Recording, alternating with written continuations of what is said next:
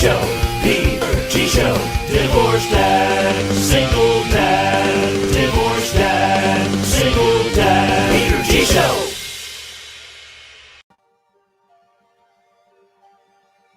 Sunday night. It's that time again. Oh yeah, how I look forward to Sunday nights. I know it's a time when everybody's kind of kicking back and getting ready for Monday. And a lot of people ask me, hey, Peter, why are you doing your show on Sunday nights? It's like people are tired. People are bringing it on home and wanting to, call it a day and go to bed to go through the grind on Monday. I just want to close your week out or start your week with some good stuff. I truly believe that one day we will change the day or the night when we do the show, but it's not going to be now. We're Sunday nights because we're voted best show on Sunday nights. How can you argue with that? Sunday night, how the hell is everybody? It's going to be a big night tonight. It is.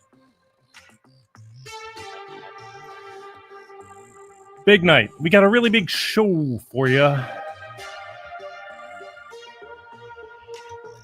Baltimore's own Mr. Bob Paff is going to be on tonight with the last Sunday of the month, which I affectionately call East Meets West. East Coast, Baltimore's Mr. Bob Paff going to be on the show. Hey, Pete. Hey, Pastor Ray, staying up late. God bless you. Gotta love it. Where was I? Can't help it. I get sidetracked. A lot of people tuning in, giving you a minute. Hi there. Yeah. So anyway, great show tonight. East meets West. Last Sunday of the month. The month flew by pretty quick, but I promise you there's been a lot going on in between these last 30 days or so that we spoke with Bob. And I've been saving up some stuff, as I always do. But we'll have him on shortly. Don't forget, folks. Where am I? Oh, yeah. Really important. I want you guys to start subscribing to YouTube, to my YouTube channel. It's free. A lot of big announcements. Next week, I'm going to make a pretty big announcement. I told you I was going to end up going to another platform additionally, and I am. I'll tell you about that next week. Yay. I'm going to be announcing that next week. But that's why I want you to subscribe to YouTube because, no matter what happens with Facebooks and this and that, I want to make sure that we can all be finding each other, without a lot of effort. I try to make it as simple as I can for you. But next week, I'm going to announce, actually, I may even talk to Bob about it while I'm at it. But, I'm gonna add on to another platform that I think a lot of people are going to be pleasantly surprised and happy with. And you're all invited, but we'll talk about that later.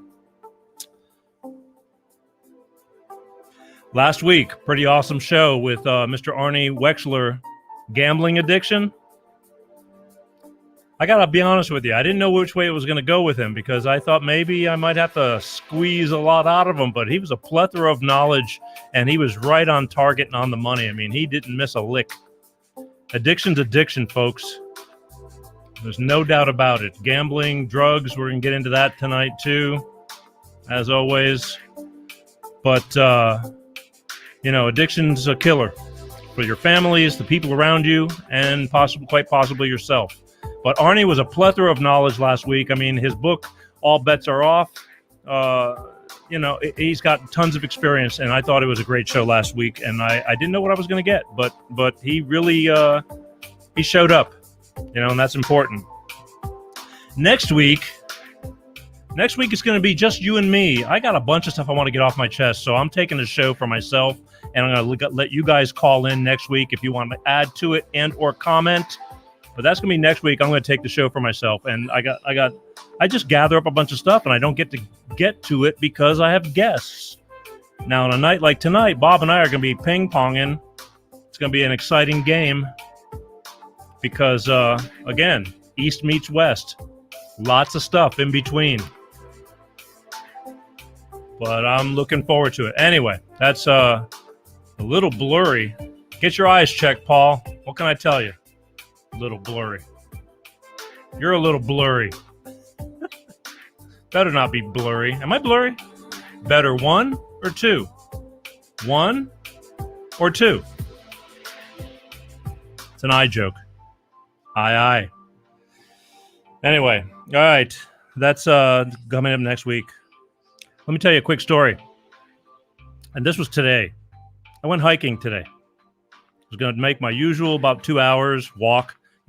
It's a walk that turned into a hike because I went up into the hills. And I went up and I went way up to this certain area and I was up there and then I said, you know what, it's getting late. And I've always looked down this other direction and it says, it looks like a shortcut, like I can come around from the backside of where I'm at. And if I go down that way, I can see the streets. I can probably just get back that way. And I go, I've never done it before, but I can see the streets. I can get there. So what do? I'm trying to save time now, mind you. I go down, and it's steep. And I'm going down and down. But it's all downhill, so it's like, who cares? It's better than uphill. Because uphill would have killed me. Get down there, and once you get down to the bottom, everything's surrounded by wrought iron fence, the neighborhoods, which I knew that. But once in a while, I see these openings that, lets you into the streets because there's coyotes. They come through. I see them at night. I can hear them. So they're not jumping the big wrought iron fences. I couldn't get in. The other neighborhood had wide open. There was horse trails. There's wide open gates. My neighborhood, lock and chain. I mean, I like that. Don't get me wrong, but I thought I can get in there. So I'm starting to huff it now. It's kind of warm. A good day. I walked midday early and didn't because it was a breeze blowing. I'm walking around these and I'm going different directions and I'm burning daylight. Gotta go. Couldn't get in.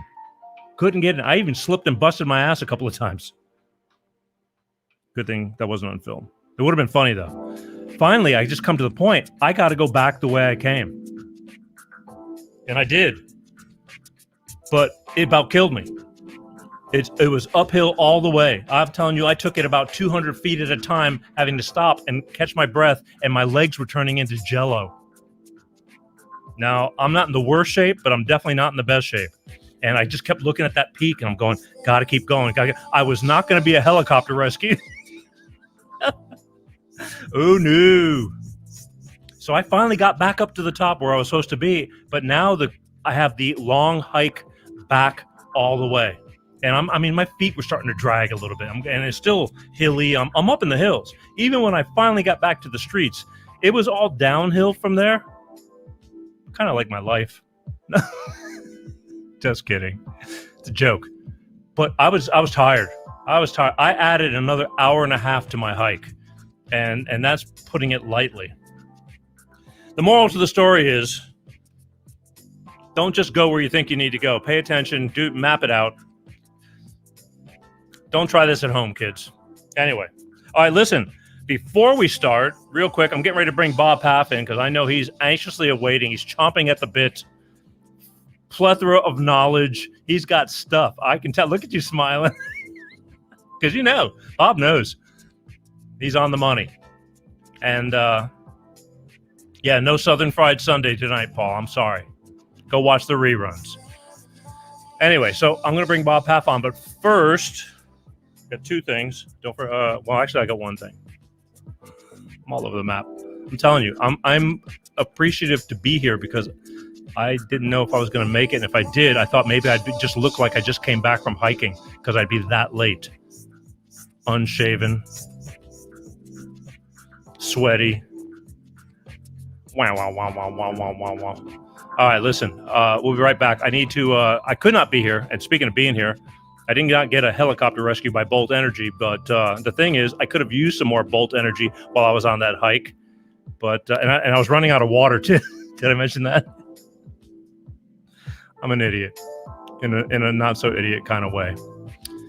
Anyway, we're going to talk about Bolt Energy. I could not be here if it wasn't for Bolt Energy, so let Pepsi and I tell you about Bolt Energy real quick, and we'll be right back, and we're going to bring Bob Paff on. Hey, everybody. Peter G from the Peter G Show and my friend Pepsi right here. Hey, we're here to tell you today about my beloved Bolt Energy. Bolt Energy. Bolt Energy. Electrify your senses. Did you know that, Pepsi? I did not know that. Yeah, electrify your senses. Bolt Energy has no preservatives. No preservatives? No, and it's enriched with antioxidants and vitamins. Antioxidants. It's a cleaner energy drink. Cleaner. That's right. Nice. And, you know, a couple little tidbits you might not know because Yes. I don't talk about it very often, but the Apollo mission, man on the moon. Man on the moon. To the moon, Alice. Bolt Energy. Moon. That's right. Electrify. That's right. If you would have looked in their storage bins, what do you think you would have found? Bolt Energy. Bolt Energy. Ask for it in stores, Bolt Energy, and tell them the Peter G Show sent you. How's that? Hey, Peter G. All right. Peace out. Love you guys. Peace. That's right. Bolt Energy. If you can't find Bolt Energy, go to Facebook, LLC Bolt Energy. Instagram, LLC, Facebook Energy. Bolt Energy, LLC. Instagram, YouTube. They're all over the place. They're growing. I couldn't talk to them today. I don't know. They're out of the area. Usually I check in with them every time before the show.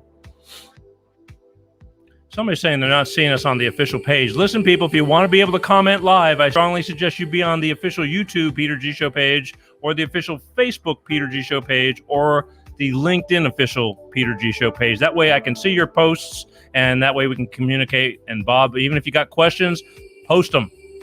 Hey, Bob. Look, Paul's saying, hey, Bob. Without further ado, Bob, are you ready? Shake your head for me. There you go. I got the official wave. Here we go. Ladies and gentlemen, without further ado, my friend and yours, come one, come all, Mr. Bob Paff. Hey Bob. there. Look at you.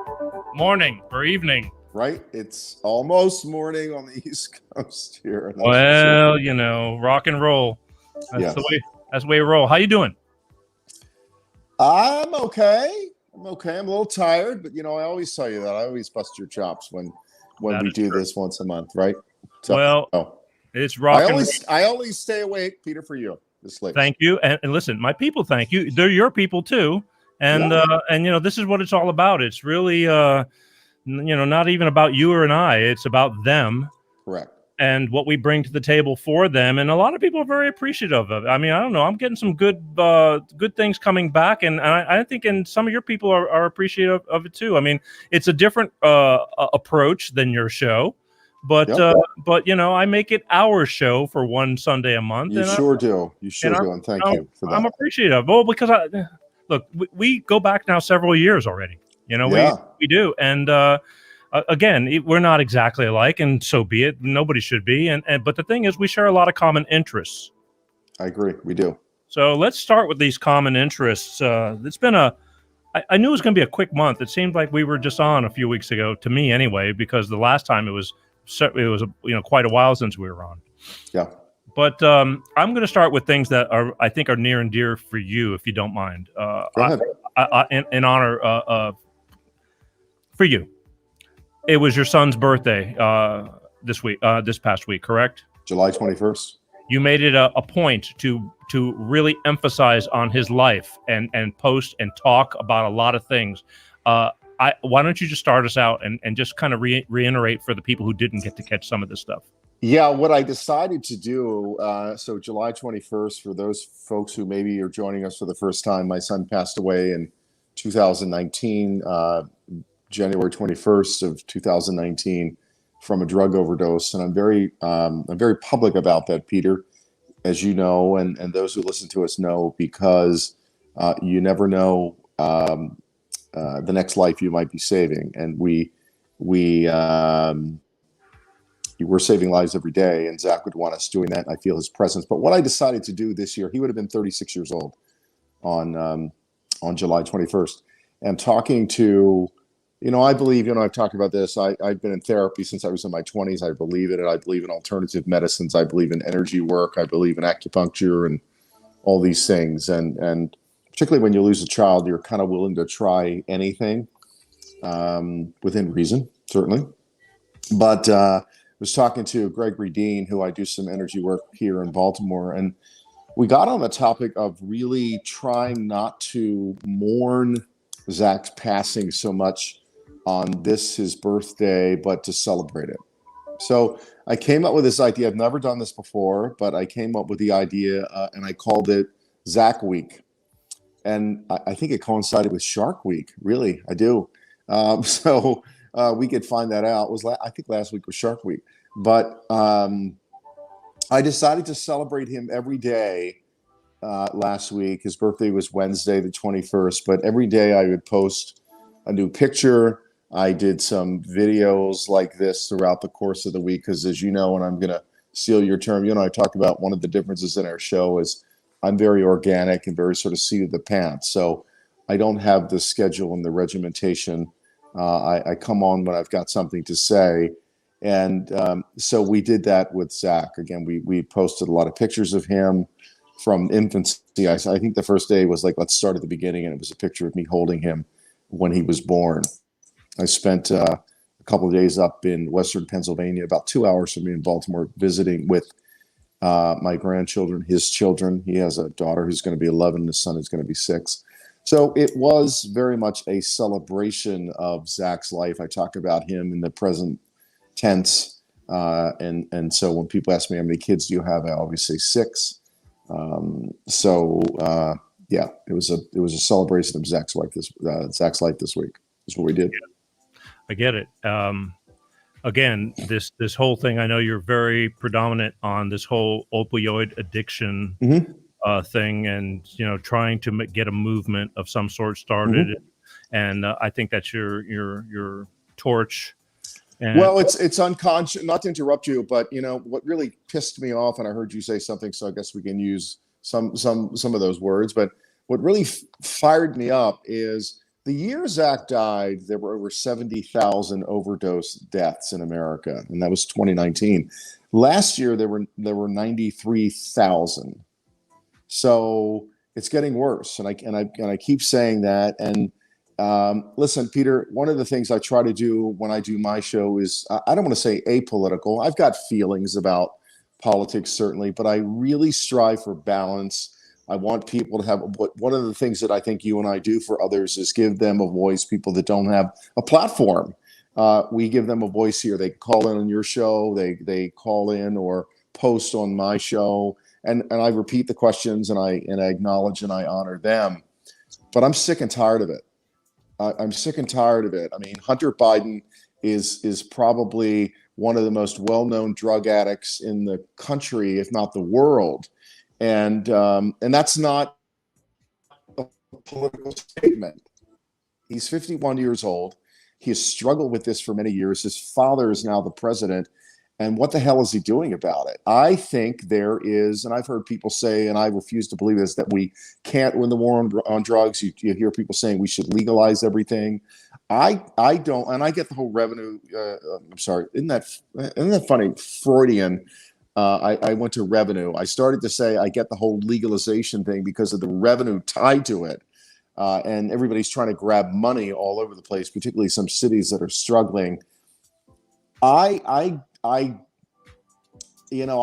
not the answer. I'd rather it be shut down. I don't want, nor would you want your daughter to legally be taking heroin. Is it better that she takes it legally and goes to a place than taking it on the street? Yes, but isn't it ultimately better that she's not taking it at all? So I think legalization is an acquiescence or defeat in some way. So, but I'm really sick of it. And that the Wall Street Journal did an article about that, about the increases. And a lot of the stuff ties to the pandemic, about people being shut in and people being depressed. And listen, I forget what one of the articles that I was reading that said nobody would choose a life of a cocaine or heroin addiction unless you were dealing with some anguish and tragedy and trauma, whatever. And that's the bottom line. So it all goes back to what I think is the number one public health crisis, and that's mental health. So the real crisis that we're dealing with in America, it ties to everything. It ties to all these mass shootings. But what the is the government? Is the government doing about all this stuff? Peter, and it just and guys like me and you get silenced by the Facebooks, because I was shut down for a number of weeks, and we get shut down for speaking what I think is the truth. I'm not inflammatory in my remarks, but we call it like it is. I mean, I think if any one of those guys lost a son or a daughter, or really a son or a daughter, I mean, it's tragic to lose parents. I've lost my parents. I lost a brother. But bearing a child is something that is just a whole level of pain and suffering and all of that, all the lost years, the lost memories, the lost opportunities, all of those things that you never get back. So, I might not sound as fired up as I normally would be, but it's also midnight on the East Coast. But I'm fired up about it. You make a valid point, because I think that Hunter is he's got the ultimate enabling. I mean, he's covered from head to toe. He's golden. It's like and nobody seems to care. No, they don't, and it's unconscionable to me. It really is. I'm not gonna mention this person's name, but I was in DC yesterday, and was in a local place, and one of the well-known national news anchors walked in because there's a connection to the place. So I'm not going to mention the person's name, but I was tempted, because this person walked right by me, was there with their family, lives in the neighborhood. I'm not going to say a whole lot more. Somebody will piece it together. But I was almost tempted, and I would do it in a very gracious way, say, hey, can I chat with you for a second?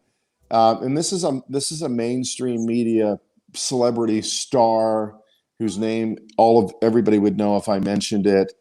And yet, what are they doing? And this particular person has 3 children. What would it be like if it was one of their children that was suffering from that? Anderson Cooper does a lot around suicide prevention, because his brother Carter killed himself jumping off of a balcony. Killed himself, and so Anderson's involved with suicide prevention. So we tend to take on those things that we're most impacted by. Sure. But let's go back to Hunter Biden. Yeah, Nobody's saying anything at all about it. So forget the whole $85,000 a month in the Ukrainian company, which makes no goddamn sense anyway. What the hell is he doing for them? But that gets into the politics. But still, here's the way I see it, and I look at this. Biden is a lot older than me, a lot older than you, and quite honestly, this gets into another thing about term limits. I think too old to be the president. I just don't think. Some people are exceptions to the rule, and some people at the age of 80 are functioning at a very high cognitive level, but Absolutely. A higher cognitive level than he is. Exactly. So we're not all 80-year-olds are not the same. But I got to tell you, and I sympathize with Mr. Biden, because he lost a wife and a daughter in a car accident. So he's buried a child And a son. Right, Bo. He buried his son, so he's buried 2 children, and I get that, and that pain's real, and I get it. But so it kind of defies even more, Peter, when you talk about it. He's lost 2 children, one to cancer, one to an automobile accident, and yet when you're doing what Hunter's been doing for a long time, he's just one puff or one hit or one, I don't know how, ingesting or right to an oops. Yeah, I didn't. Right, exactly, to an oops. Nobody means it. But I think, and when I look at him, Biden ran the first time I was 28 years old or something. I've been 28 in a long time. So this is the 3rd time the guy ran. So what I see is a person who was just hell bent on being president. Nothing was going to get in his way. And when you look at, okay, so my son took these drugs because he couldn't cope with his life and the people around him. Let me just put it that way. Those who know me closer know this inside of that story and who those people were. But there's a reason that Hunter Biden would be using drugs. There's a reason that anybody uses drugs. And so if it's the coping, if it's, it's trauma in somebody's life. And we don't know. I don't know the Bidens personally, so we don't know what that's all about. Maybe it's his way of dealing with his brother's death.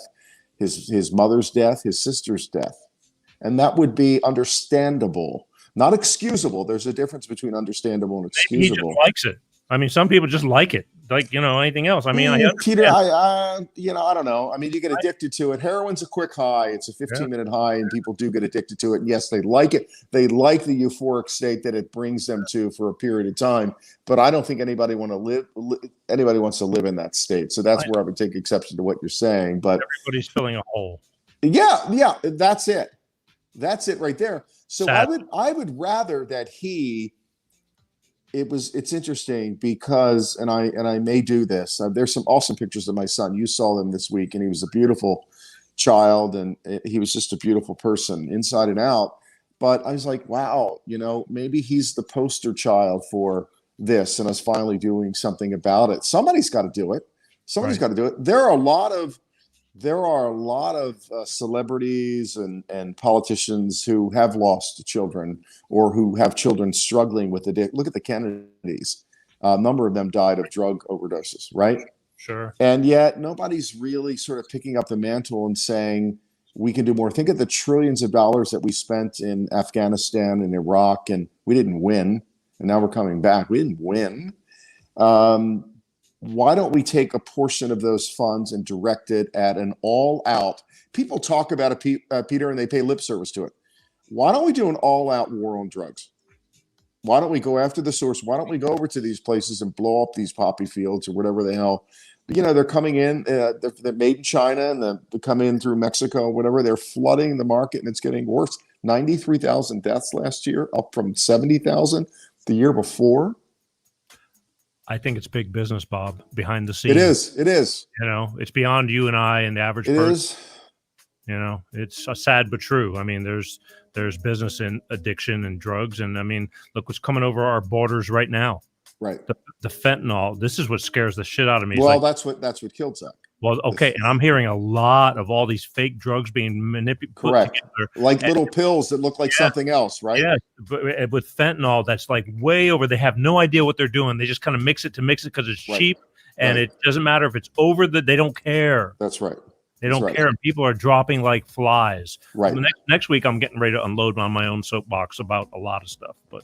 Okay. And that the borders part of it is a big deal because you know, it just I don't know. Maybe the older I get, the wiser I get, or the filter comes off the older you get because you realize your time on this earth is less.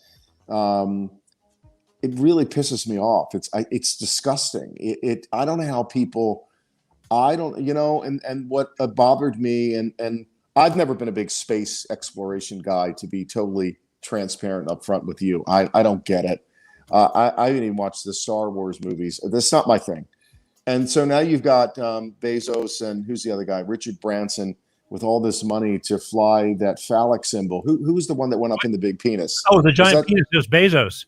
Yeah, he goes up in a giant penis. In all fairness, they could not come up with all the other designs were taken, so the giant penis was the only design left and available. Just in all fairness, yeah, but isn't he the one that sent the? Are we allowed to say dick pic here? You know, when people are jokingly saying the most expensive dick pic ever taken because it cost him like $50 billion. Oh, that was Austin Powers to his girlfriend, right. So Bezos sent it to his girlfriend before the divorce or whatever. But anyway, my point about that is, imagine what you could do with that money. Like, I don't, and apparently they just went to the edge. They went to what's considered, they went to the border. Whoop-de-doo. And then came right back. That's exactly, it was a whoop-de-doo. Yeah, we crossed over that line and now we're back. But it wasn't like Neil Armstrong or John Glenn or one of those guys. They didn't walk on anything. They didn't get out. They just went up and they went back. And now they want to charge tickets for this. And I think, what did they start at, like $250,000? I think, $250,000. They start there. They start there. Oh, yeah, probably. And I just look at for a few minutes what's happening in this country. Yeah. And the things that I was driving to DC the other day from Baltimore. It's about a 45-minute drive without traffic. So you're not doing it in 45 minutes because there's always traffic in this corridor. It's one of the worst in the country. And I'm driving down, there's a street in Baltimore called Cathedral Street. Why? Because there's the first cathedral in the United States, by the way, is in Baltimore. So let me give you a history lesson. and it's the Basilica of the Assumption, first and oldest cathedral in the United States. So it's Cathedral Street. So I'm driving down Cathedral Street on my way to the Beltway to get into DC, and there's a tent, an actual tent, that is next door to the building that houses the Archbishop of Baltimore.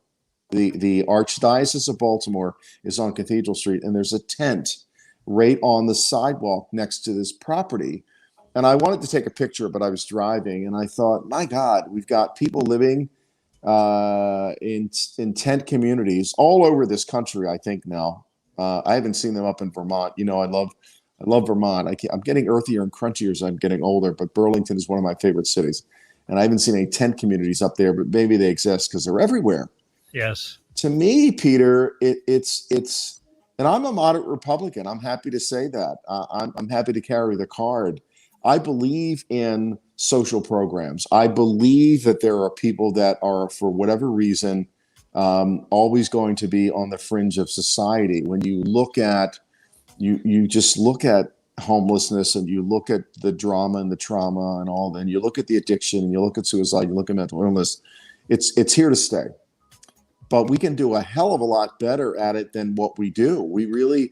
This is one of my goals. I really want to, and if I was in a financial position to write the check for the first $1 million, I would do it. And then I would reach out to a bunch of other people because, you know, money is power and it's influence. And I'm just not there at that level. But I really want to make a change in mental health and mental wellness in this country. And that's what all this stuff. My son suffered from those things, and he felt that taking drugs would give him an escape or a release briefly from what he was dealing with.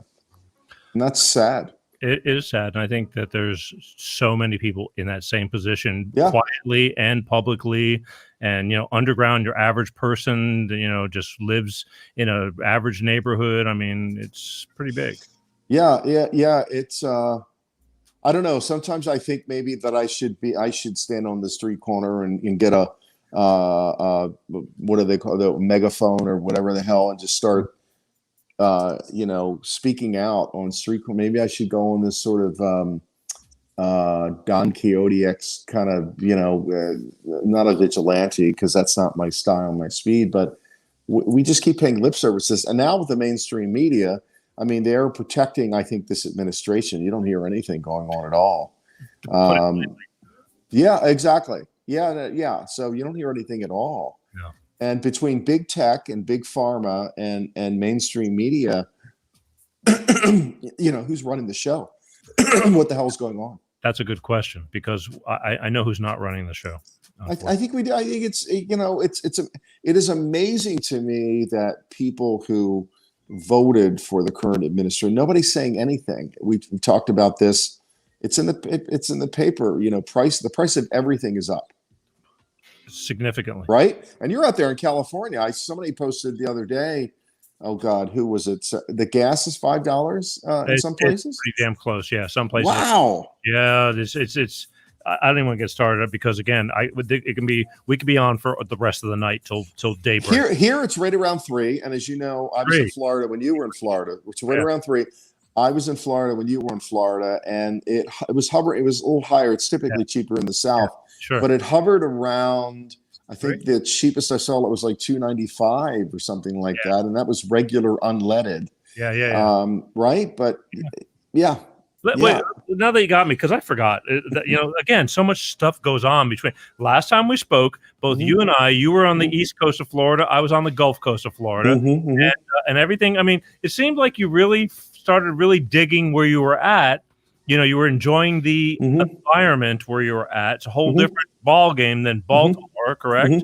Correct. Once you got back to Baltimore, though, you've remembered a lot of things that you love dearly about Baltimore. I can see by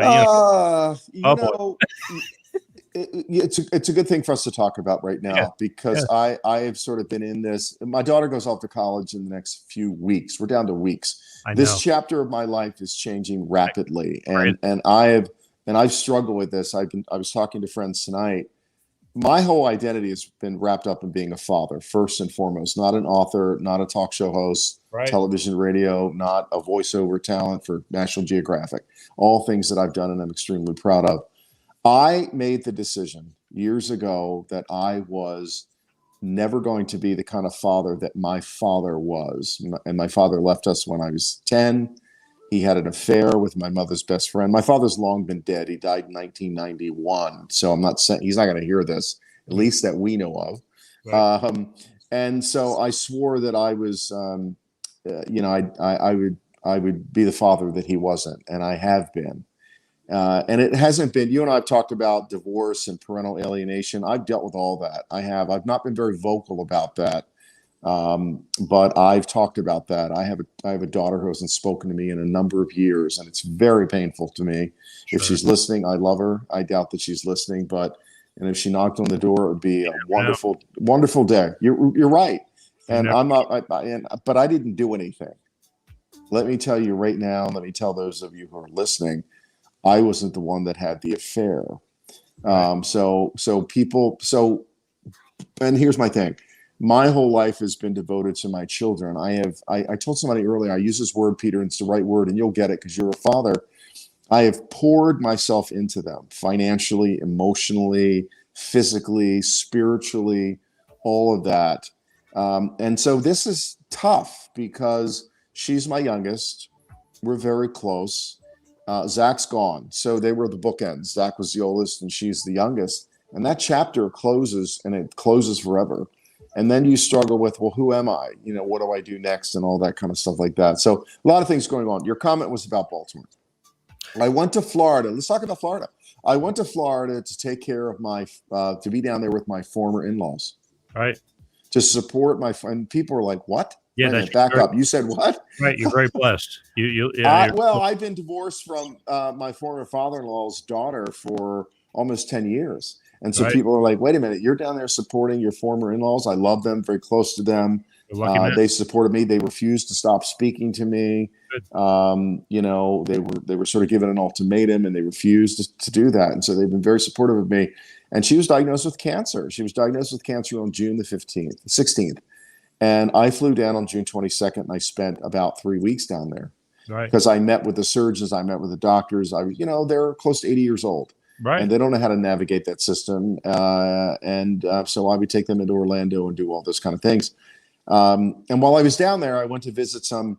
Here's the problem, too. You can't walk into a television station anymore like you could when I worked for two of the network affiliates, because now everything's behind gates. Because of what? Mental problems and illness and people going into places and shooting them up, right? I got security. Unbelievable. Now, I was able to walk into a Christian station that wasn't even on my radar. It wasn't even on my list. I was able to walk in and try to get an appointment. I couldn't see anybody. Sure. But basically what I'm doing is I'm just seeking opportunities to expand this message wherever they might be. Absolutely, there are things I love about Baltimore, which is why I'm so outspoken about it, why it breaks my heart so much, because we've got an incompetent leadership here, and it's getting worse. We have more murders year to date this year than we did last year, and last year was a record year. Every year is a record year. I know, but for what it's worth, there's a lot of places that are there's more shootings than anything going on. I don't get it. They're just allowing Chicago, right? I mean, Chicago, Minneapolis, all these. I don't want to say all these Democratic states or whatever. I hate saying that. I don't want to, though. I agree with you. I try to keep it out of it, and that's what people don't look at. Let's look at the facts. Yes. I posted something earlier, and somebody said when I talked about the thing about 93 overdose deaths in 2020 versus 70,000 the year before, and somebody said Trump was president, and I didn't even mention presidents or whatever. And I said, listen, Trump didn't do enough about it. Biden's not doing anything about it that I see. And Trump's brother, because everybody says he was committed to addiction because his brother Fred died of alcohol addiction. Mm-hmm. And but Hunter is Joe's son. Oh, he surpasses all of that. Right? Yeah. Well, Peter, and why is he silent about it? If I were the president of the United States or the governor of Maryland or a senator from Maryland or a congressman from Maryland, this is the thing I don't understand either. Particularly, it's funny in Baltimore because we've got a congressional and a senatorial delegation, yet they don't speak out about the crime and the problems in Baltimore. And people who defend them say, well, they're legislators. They're senators and congressmen. They're legislators. What does that mean? Exactly. What does it mean? Well, they're bullshit. That's a think tank. It is bullshit. It's total bullshit. And so my friend Pastor Ray and I get into this conversation all the time. Servant leadership. You're elected to serve. And so if you are a senator or a congressman, the governor speaks out. Larry Hogan speaks out about the problems and the crime in Baltimore City all the time. And he takes the mayor to task over these issues. So the governor of Maryland, who's a Republican, and that's probably part of the reason because Maryland is such a Democratic place and Baltimore is such a Democratic place. But Larry Hogan, to his absolute credit, because there are a lot of people that don't like him, I think he's more on the liberal side and all that. And he came out against Trump. But the fact is, how did he get elected then? If it's so Democratic, there's got to be somebody in his corner. Oh yeah. No. Well, you've got your more rural states in Maryland are Republican, so he got all that. But a city like Baltimore is the vast majority. But to the governor's credit, he speaks out about this issue. So senators and congressmen and all of those people should be speaking out. You know, I was at the dinner the other night at one of my favorite restaurants in town here, and there was a congressman from Baltimore sitting over there with his family and his entourage having dinner. We're right in the city. So these people need to speak out more. I mean, they work for you and they work for but what happens is when we speak out, when you're like you or I, we get silenced, we get shut down, we get hacked, or we get over this bullshit. Right? Yeah. I want to tell you something because it struck me and I thought about you immediately. I'm watching a certain news station and they had an Ohio congressional candidate she's running for Congress. Okay. A black woman, intelligent black woman. Not that because we got stupid white people, we got stupid black. We got stupid people. There's good and bad at everything because I am prejudiced and I want to, and I can make jokes, and if you don't like them, tough. Right. The thing was, this woman's name was Ruth Edmonds, and she's from Baltimore. And I was thinking of you, but it's like, why didn't she stay in Baltimore? Wow. Why didn't she stay to stick up for Baltimore? What's she doing in Ohio? But she's running for Congress in Ohio, and she was very well spoken, and she had her, she knew what she needs. She knows what needs to get done. Because I think it's a Democrat or Republican. Do you know? No, she's a Republican. Okay. And the thing is, because I don't, and again, I hate the freaking Republican Democrat. We just need somebody to take care of business. But unfortunately, we're so divided now. Well, there's strength in that. There's strength in blaming everybody else and lining everybody up and all this bullshit. And people are so friggin' stupid. I hate to say it, that they drink the Kool-Aid out of a fire hose. You know, I mean, they're just it's unbelievable. Yeah, you had the days. I'm older than you, I think, and at least I look older than you with this gray hair. But 25 or 20, what's that? 25 or 26? 25 or 26. Oh, I'm 26. 24. But remember the days when Tip O'Neill could reach across the aisle, and the days of Ronald Reagan when things got done, whether they were Republican or they were Democratic, because it was for the good of the country. I don't know how we get back to that. I mean, it's really. It really, we talk about this a lot. Every time you and I talk once a month, but this is something that sticks in my craw. It really does. And this is not a world and a country that I remember. It's not a city that I remember. It's very sad. And we're going to get to the point, the next generation or two, this is going to way it's be.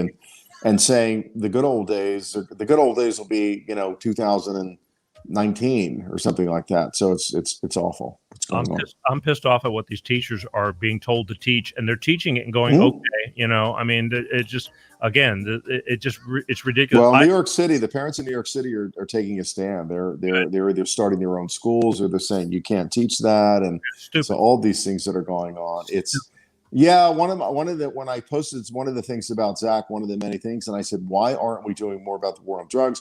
We're worrying about statues and we're worrying about people kneeling. I talked about Colin Kaepernick. I don't have anything personal against the man, but he's worth over $20 million. So exploitation is business. So exploiting a message or a theme or the country or the United States of America. What made these people rich was the freedom to pursue their sport or their whatever, because of freedom of speech and all these other things. So this country made a lot of these people rich, and now we're going to just piss everybody off. And so it's all smoke and mirrors, Peter. It's pretty messed up. I mean, again, today, the Olympics, again, the women's soccer team, majority of them all keep taking knees, and it's, I haven't even watched it. I don't watch either. I don't watch it. I'm just catching on my news feed. Yeah, I bitch and moan about Comcast all the time because what I pay, and my television. If my television is on once a week, it's a lot, So it's really ridiculous. But I've lost all interest, and I think the numbers indicate that a lot of people have too. A lot of people, because I listen. They're entitled to their own opinion, but when you reach that level that you're a celebrity, you're a star, you're whatever, you have to, like, we're tuning in to watch somebody play a game or to act in a movie or whatever they're doing. So I'm not tuning in to find out what somebody's political view is. I'm not, that's not the purpose of that. So, but those people are rolled out and celebrated and given a platform. To some, not to all. True. I think a lot of people are like even all of them. It's like, you're an idiot. You're a freaking idiot. Because I understand the gift of freedom. I mean, people died so people can say what they want, and I understand that. Yeah. But then there's the common sense reasoning behind that you have to take into consideration. Yes, you can say that, but why would you say it at that point and moment? Right. Right. It's strategic. Here's the other thing too about that. All these people. Think about this. How funny is this? They all have agents, don't they? They all have PR firms. Sure. Everything that they do is calculated. For money. It's all about money. Yeah.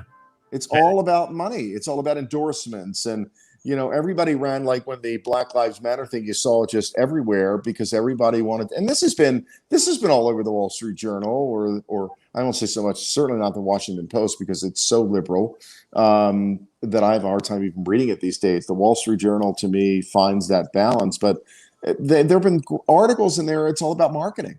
It's all about protecting their ass, covering their ass, and saying, "Oh, we support that." It's the thing, and so we're going to support it. Or they don't want their windows broken, or whatever it is. So much of this stuff is marketing. What people will tell you publicly a lot of time, or privately, is not the same thing that they're going to say publicly. So I was listening to Adam Carolla today. And I don't know if you're familiar with Adam Carolla. Mm-hmm. Okay, good. I've always followed him for years when he was on Howard Stern and this and that. He's very witty. He's fast on his feet. And surprisingly, he's not buying in with most of the Hollywood scene. And I'm pretty proud of him for that. And they were talking about all the late night show hosts, because if you follow any late night TV, which during coronavirus, I was watching these guys take the shows on home and doing this show. I can't watch any of them. I know it's horrible, but that's my point. It's like they're so politically driven. And so he started to explain, he says, doing those shows, there's big money in those shows. So it's all about who you get for a guest. And if you piss off the wrong team, you're not going to get those super high, end guests. Yeah. And so these guys just bend over and they're just whatever, because they want to make sure they get the right person. They want the Streisand. They want, the this and that. And I got to give him credit, because him and like Jimmy Kimmel were really close friends. I think they still are. But they are definitely, completely opposite when it comes to this issue. And I've been told personally by people that I got to watch what I say if I want to get hired, because a lot of people, support, the other team. And it's like, I'm not about the team. I'm about like life. Right. I've been told the same thing. People privately sent messages and say, you never know. I'll probably never make it then, Right. Yeah. Yep. I agree with you. I 100% agree with you. I wouldn't even know how to be that disingenuous. And so I'd love to tell you who the person was that I saw last night, but I won't. But a number of these people make millions and millions and millions of dollars, $1 million a month, $10, $15 million contracts. Yeah. Look at the Matt Lauers of the world. Now we can talk about him because he's gone, because he turned out to be a little, whatever. You can use your own word there, but these people get, these power kicks, and they're told what to say and what to do, and they're rewarded substantially. It's hard to turn down $20 million a year, isn't it? It's hard to turn down a house or two in the Hamptons. It's hard to turn out, being out on, what was I reading, that Bezos was out on Barry Diller's boat, because he's, the new boat, super yacht that Bezos is buying is $500 million. It's $500 million. It's going to be over 200 feet long. Yeah. So you want to be invited to those things, don't you? So if you're I won't mention any of the news anchors, but you know who they are. Whether it's ABC, NBC, they're going to play that. They're going to play that game, Peter. They are, because they're making an enormous amount of money. All they'd have to do is take that for 1 year and invest it, and they're set for life, and their families are set for life, and the perks that they all get on that kind of stuff too. And it's a job, and they're told what to do and told what to say, and they do it. I get it, but you might as well. That's like being a hitman. Hey, it's just a job. I don't know. I'm not that cheap. If I like you, I like you, and but I don't like getting told what to say, and I'm not a good faker, so I do what I do. And I'm a little bit easy. I don't touch certain area. I try to go, not to step on things, but I want to be middle of the road. But there's times when it's just okay. Enough is enough. Right. You just can't. And I think we're way beyond that. I think we're way beyond that. It's going to be very interesting now with this. What is it? The Delta variant or whatever. Oh, the numbers are back up. No. Wait. Numbers are up. So I'm just waiting. Aren't you waiting now? Oh no, there's nothing to wait. Thank you for mentioning that, because you just segued. No. What I'm saying is we're going to revert back to where we were. I'm just waiting for the shutdowns. Are things going on in California? Buddy, I went to the store this week. I went to the grocery shopping. 90% of the people had masks on again in the stores, and I'm looking around. I'm going, did I miss something? Because I know LA County indoors. I don't live in LA County. Okay. So I know that they kind of mandated now the indoor thing again. They've reinstated it. It's like, here we go back. Wow. Oh yeah, but I don't live in LA County, and so I'm going, did I miss something? And I'm going, I don't even have a mask in my car anymore. Right. And I'm walking around, I'm looking, I go, oh no, there's somebody with no mask, and I'm going, no, but they are scaring the shit out of everybody. And let me tell you what's going on with this whole deal is because the news is reporting the amount of cases for the Delta variant. It's like saying you got a cold and you reported that you have a cold. Right. Nobody's dying. Right. Nobody's in the hospitals, but they went in and okay, you got a cold, and it's the Delta variant. So that's the numbers they're collecting. It's the biggest bullshit numbers, which gets me to a point. The friggin' coronavirus, okay? Everybody's worried about. If everybody's so worried about this again, why are the borders still open? If we're really, Great why point. are the borders open? Great point. They're scaring the hell out of everybody. Wait, there's more. I wasn't going to talk about this stuff. The CDC is dropping their. I don't know what the acronym for PCR test is, but there's a test that they give when they PCR test. They're dropping the PCR test because they can't tell the difference between COVID and the flu. What? They can't tell the difference because nobody's gotten the flu since COVID has come out. Right. Correct. God bless it. I'm starting to get fired up now because this is really, it's the stupidity and everybody just freaking out. I mean, I was walking and there's people again, they're by themselves. The masks are on and on 20-foot sidewalks and their masks are on all by themselves. Again, it kind of calmed down since I got back. Yeah. And here they are again. And how long have you been back? 2 weeks. Okay. 2 weeks. So was it changed within that 2 week period? It's even changed? Oh yeah. When I first got here, it was still okay. Now they've shut down kind of indoor stuff. Yeah. You have to have a mask on. They didn't shut it down, but you have to wear a mask indoors, going anywhere. Oh my God. And it's like, but the thing is the CDC, this is factual stuff. It's there. They said they can't tell the difference between the flu and COVID. That's why nobody's gotten a cold, been reported cold. Okay. Yeah. Here's the thing. It's the same test they're using for the Delta variant. I mean, variant or whatever it's called. Yeah. Variant variant. Sorry. It's the same test. So it's like, what the hell? It's it drives me nuts, but they're scaring the shit. The news is continually how many cases are reported. Oh, absolutely. People freaking out and they go, "Yep, you got a cold." I mean, COVID. Yeah. Well, it leads now. It's in the top block, so it leads. Like I saw something. It was one of those rare nights. I guess it was last night or something. Nothing on, and I was watching the news, and they were leading with that. And they were saying that Maryland is, the numbers are approaching 2% or something like that, or whatever. That they're watching all this stuff and how many new cases today and all that kind of stuff, just like it was before. at the beginning of the year. So we're back. New cases. And they're saying that this thing is stronger or whatever. So it's cold. It's a different type of cold. It's a different type of flu. And the thing is, nobody's hospitalized. And I mean, look, don't get me wrong. Some people will die. But the problem is that some people would have died from the cold or the flu anyway, but it was just never, ever reported because it was just life. Right. It was just the way it went. And now they're just scaring the shit out of everybody. And it's driving me nuts. I mean, I go in these conversations with my daughter every morning when we're out doing horse chores, which I see you commented on my horse video this morning. And we get in some big conversation because she's really not stupid. I mean, she's very awake about what's going on around her. Yeah. 15 years old.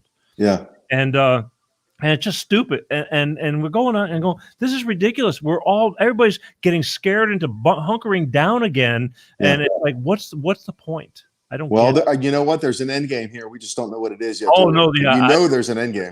The big picture, yes, sir. Yeah, there's an end game. Wow. Yeah, so you got me on that whole thing. But let me tell you, I don't know what's going on over there in Baltimore with you, but they're masked up again, and it's spreading. Oh, I'm seeing it here. I'm seeing it here more and more. I'm trying to think, where was I today out and about? Yeah, I'm absolutely. God, I saw one guy today. Where was I? Oh, I was in the grocery store, and I saw one guy. I don't know how he could see because it was up to like where the bridge of my glasses. It was up. It was like I don't know. No. And I'm seeing more and more people. The thing that cracks me up is to see the people driving in the car by themselves with it on. Still, right. But again, I'm seeing more of that. I haven't seen it. And sometimes I'll look in the back because they're Uber drivers or, whatever. And I get that, being safe and all that kind of stuff. But I'm seeing more and more people driving by themselves with it on. Now, if I see an elderly person, because you never know what they're dealing with. Right. You really don't. You get a free pass on that one. Yeah, they do. And being down in Florida with the former in-laws and health issues anyway, I'm okay with that 100%. Right. And the other thing too is if it gives them some sense of security, even if it's a false sense of security to some extent, then fine. But now I'm seeing it all of a sudden more and more and more. Yeah. In Pasadena, they made a mandatory any city worker has to be vaccinated.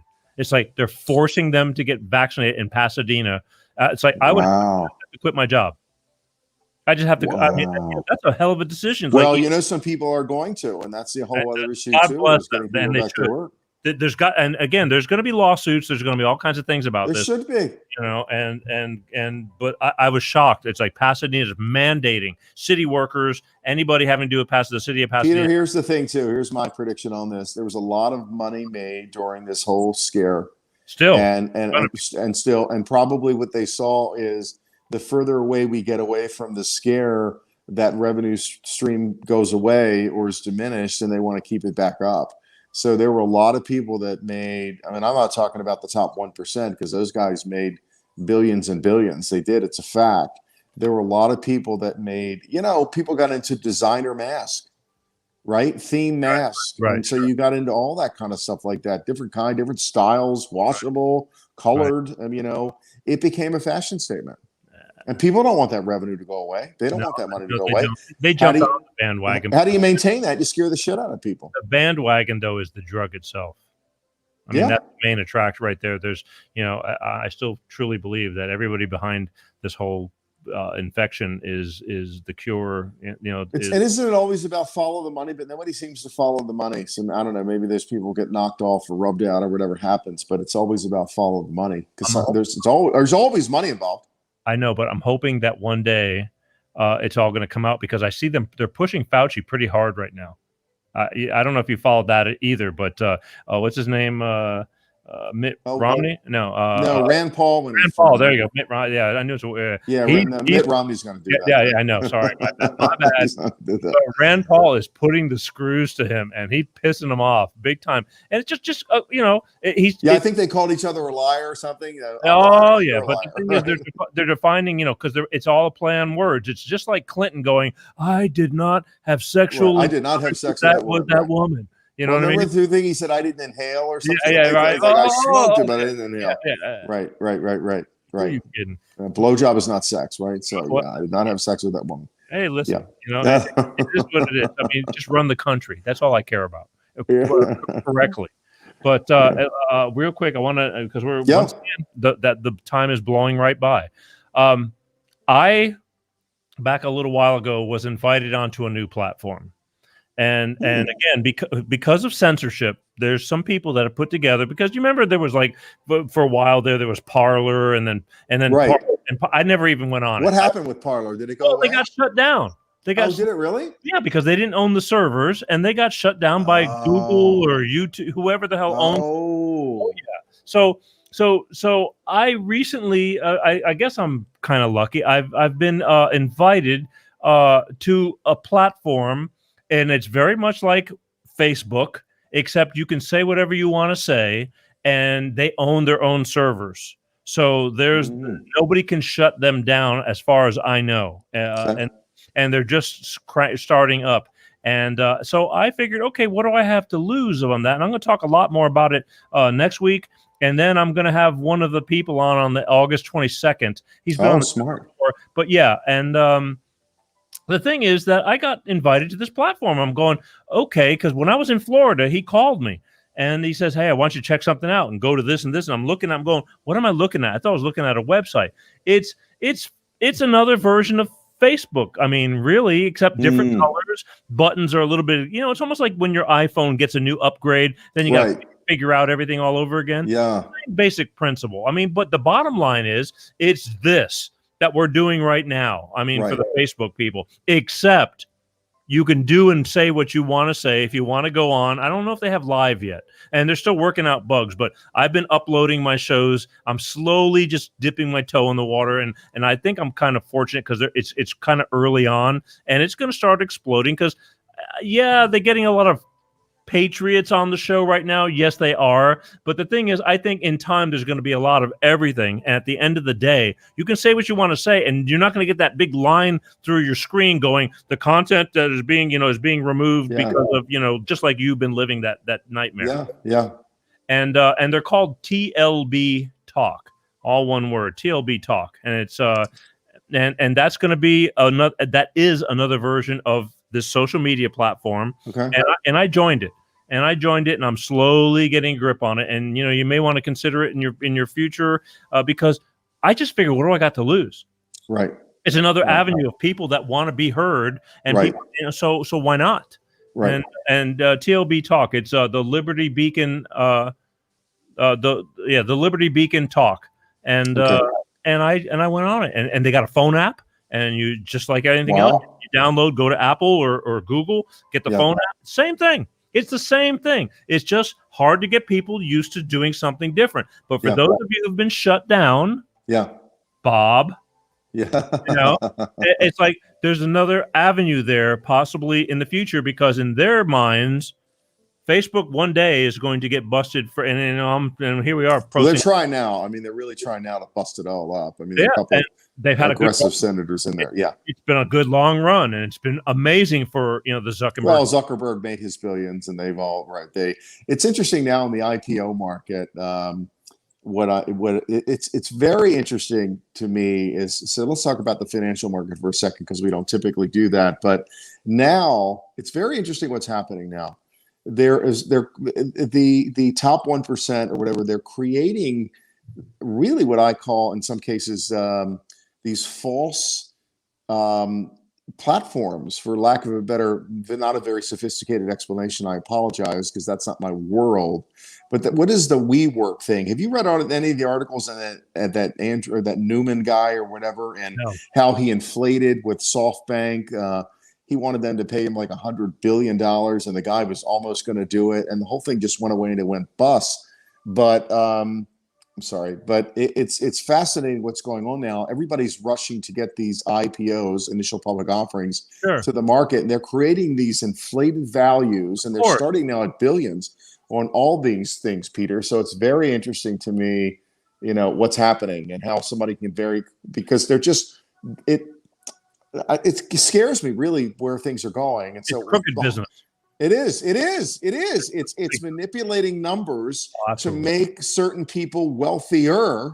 Yes. And listen, I know Elizabeth Warren is, on the liberal side, and Bernie and all that kind of stuff like that. But I don't think anything or anybody's all bad or all good.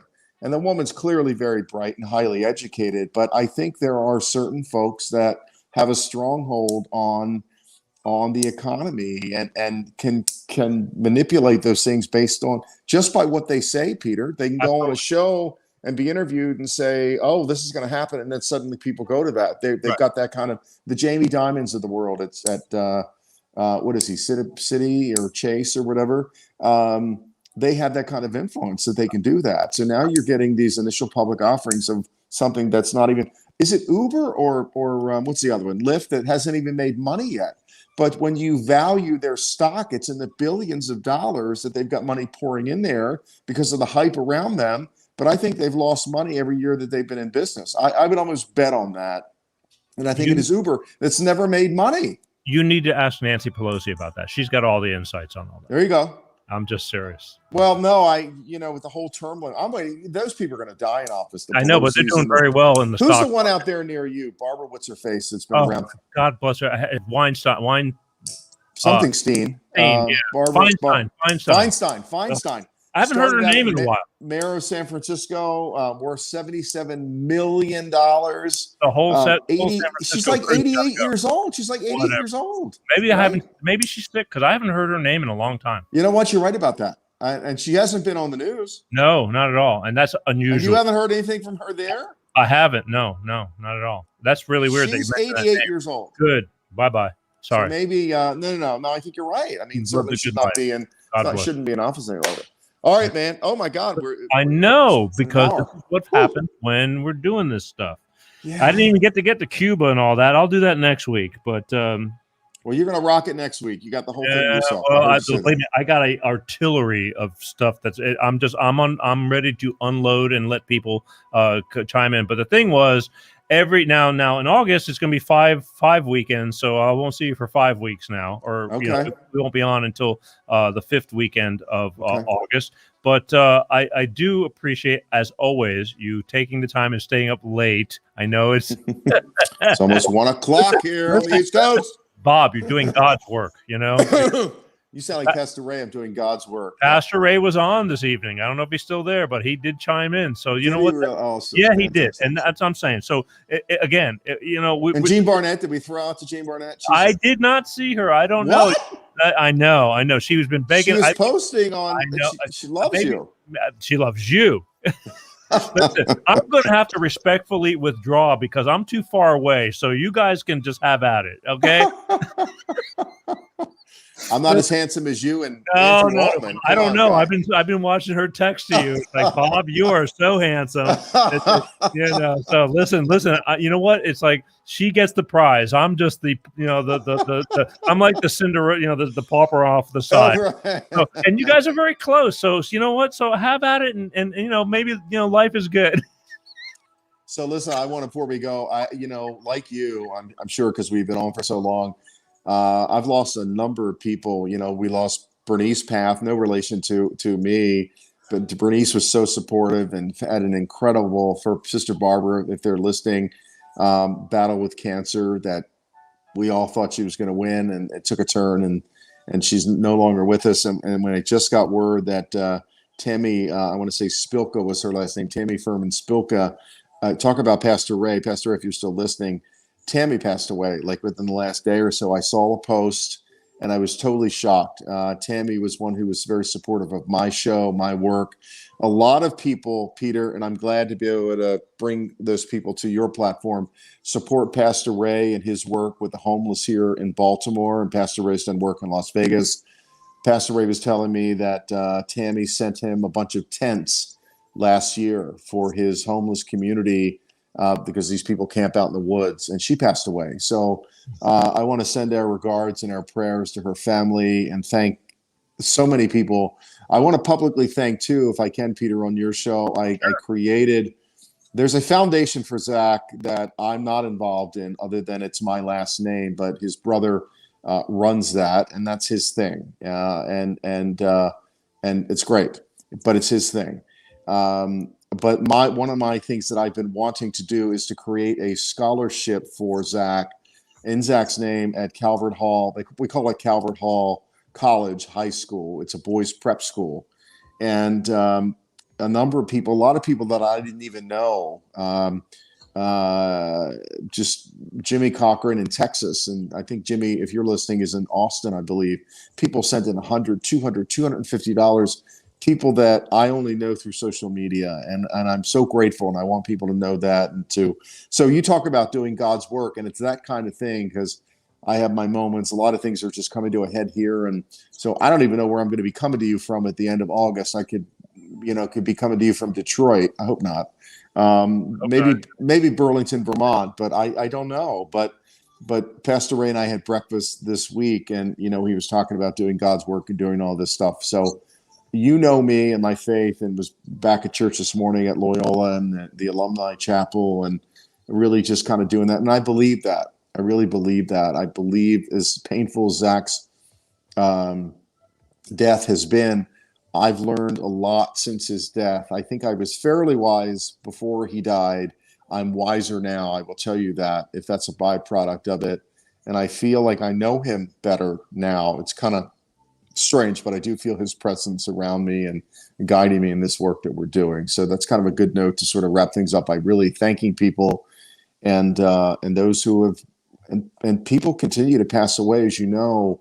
This isn't over yet, Peter. I don't know where this is all. It's going to come to a head or climax or whatever you want to use there, but it's not over yet. Who's running the country? Who's really in charge? What the hell's going on?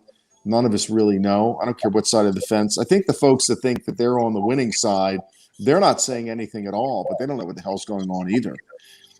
For them, it was just about, Trump's not in office, and I support people who thought that Trump was bombastic and had to throw a rock at every barking dog, and I think in many ways was his own worst enemy. But that's just my opinion. And now we've got this where we've got total silence. Right? You got, who's running the show? I'm willing to bet even Trump has learned something from this whole fiasco. I would hope so. I'll tell you. There's a guy here who ran for mayor. My candidate didn't win, but there was another guy who I've gotten close to. And I sat him down and I said, "Can I give you some feedback?" And he said, "Absolutely." And I said, "I think it came off as a little too arrogant." And he said, "I think you're right." And so I would hope so. I would hope he did. I would hope Trump did. And we should all be in that position where we would learn and do better next time. So you do the best you can, and then when you know better, you do better. So, all right, brother, I got to go. Listen, but again, we're running way over, but it's all worth it. And I thank you for staying up late. And we're just scratching the surface. There's just so much. And we didn't freeze tonight. We didn't lose a signal. We didn't anything. Yeah, we're good. Look, so right? I'm here. Yeah, well, there was a couple, but it's okay. Yeah, but it was better, honestly. I mean, again, it's just life. Even I watched the main national stuff, and they have their bumps, but it bothers the hell out of me, because I just figure, since you and I are giving our time to care about what we're talking about, I just want to make sure we're heard. So, anyway, listen, I love you to death. I swear. All right, brother. Again, it's all about, once again, it's all about money. Why can't I just have you over here sitting next to me? Because it's all about money. That'd be fun to do that. We're going to do that, because my life's going to change after August. Is it 18th? August 18th. Let me write that down. What the hell's on August 18th? After August 8th, my daughter goes off to college. Oh yeah, I get it. Okay. So no, I'm telling you, things are going to change dramatically. We're forever changing. I mean, but all right, it's really hard. But the thing is, you and I, we're both here. We're doing what we can with what we can. Right. And I appreciate you giving your time because again, we just don't know who we're going to be touching along the way. So you're right, brother. Love you. All right. Yeah. Tell everybody real quick good night, and then we'll let you go. Good night, everybody. Thank you. If you like what we're saying, support this, share this, put the show out there, support Peter and what he's doing, and it takes a village. So it's all about your whole thing too. I mean, tune into your stuff too. Well, so somebody was asking me, you're going to be doing the thing regularly. So I pop on every now and then. You can find me certainly on Facebook. You can find the Bob Paff Show on Facebook. You can find the book on Amazon. You can Google me. You can find out a lot of different stuff. Oh, by the way, I'm working on a new book, and I want to get this out in the next 30 days. It's aggressive, but it hit me. The title is "By the Grace of God: A Father's Journey After Bearing a Child." Like it. So it came to me. It was an inspiration. It's going to be one of those. I want to do a series of those books that, when you go to the grocery store, they're on that little turnstile thing or whatever, and you can grab them, like just fluffy sort of, I say fluffy, spiritual or motivational kind of thing. I want to create a series of those. One book was great, but I really want to have 4 or 5 out there. And this I want to write. I'm going to write it soon. Bob, so my goal. Reader's Digest. I like that. There you go. My friend Jeff Williams wants me to do a restaurant kind of thing because I really want to take the show on the road and show up at a place and talk to it because we support small business too. So that's another. We'll talk about that one night. That'd be a good thing. Talk about small business. I mean, all right. It's endless. It's endless. Oops. What did I just do here? Hey, I just lost you. Wow. Okay. Holy moly. He always leaves in a weird manner. All right. Boom. Last time we were here, he kind of just like disappeared too. Listen. What a night. It's endless. I have so much stuff. Next week, I need you guys to join me next week. Next week, I'm opening up the floodgates. I got a lot of stuff I want to get off my chest, and I want to hear from you too. I'm going to open up the phone lines, and anybody who's brave enough, who's still awake. I'm kind of like the late night show, the late night Sunday show, but I want you to join me and call in and talk to me. But I got a lot of stuff I want to get off my chest. Again, I'm going to talk about it again. TLB Talk. Google it. TLB Talk. A lion should come up on the search. TLB Talk. That's a platform that I have just recently joined. It's Facebook different. Facebook uncensored. It's Facebook uncensored. So I'm currently just posting my shows on that, and little by little I'll get more and more involved. I want you guys to join me on that. Friend me. Okay? Peter G. Gisellis.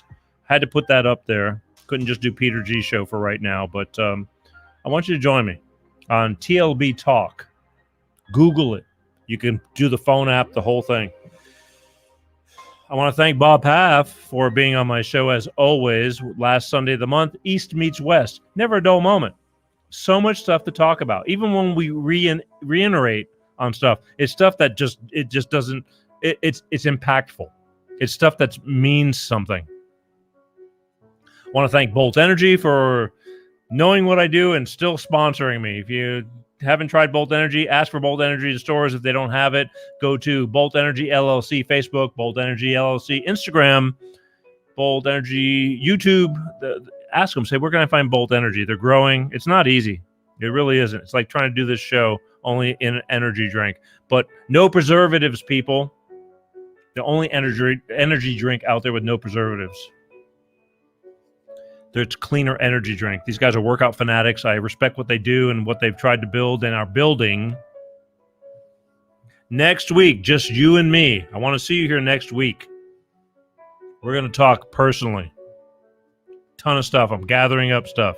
Every once in a while, I got to take it on my own, okay? I want you to be here with me. I appreciate each and every one of you for taking the time out of your lives to pay attention and watch the Peter G Show. I do. It's not easy. I know that life is full of choices, but please subscribe to my YouTube channel. It's free. It's easier to get to the show. It just is. Because a lot of change is going on, especially I'll tell you about that stuff next week. Who knows where we're going? I just know that so long as I wake up every day, count my blessings, I'm grateful for what I've got, and we just keep moving forward. One day at a time, one step at a time, one bite at a time. I want every one of you to count your blessings too. Be thankful for where you're at. I mean, I know, speaking personally from my own stuff, I'm always bitching about something. I wish I could do this. I want to do that. But at the end of the day, I'm doing a lot better than, it could always be worse. So I know that falls into the same category. I mean, the guy with no shoes bitches about, the guy with no, how's it go? You know what I'm talking about. The guy bitches about no shoes, but, the guy with no feet, it's like he doesn't need shoes because he's got no feet. You know what I'm saying? Be thankful. I am thankful. I'm grateful for every day I wake up, and then I just kind of take it from there. Be kind. You don't have to be an asshole, but, don't take any shit from anybody, all right? Most of the time. I mean, because I'm guilty of it too. I try not to cause conflict. I don't like conflict. It's ridiculous. Life is too damn short, people. Bob was mentioning people who've passed away. This past couple of weeks alone, I'm getting bombarded. I guess the bigger your audience grows, the more you find out about people who, care and you care about. Plus, I have a lot of people that I've known for decades.